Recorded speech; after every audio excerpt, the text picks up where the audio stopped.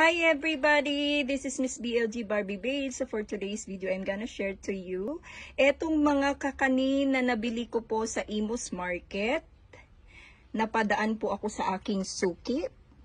Ayan po guys, nakita nyo po, sa halagang 200 pesos only, ang dami ko na pong nabiling pagkain.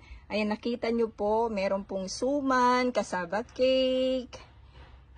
Ayan, may puto, bibingka, biko. Ang sarap-sarap guys. At magkano lang po yan? 20, 15, 10 pesos lang po yan guys. Sobrang mura po niya. At marami na po akong makakain guys. Ang sarap. Ayan po, napansin nyo po ang sarap-sarap po gosh. Thank you po sa aking suki. Sa uulitin. Bye po.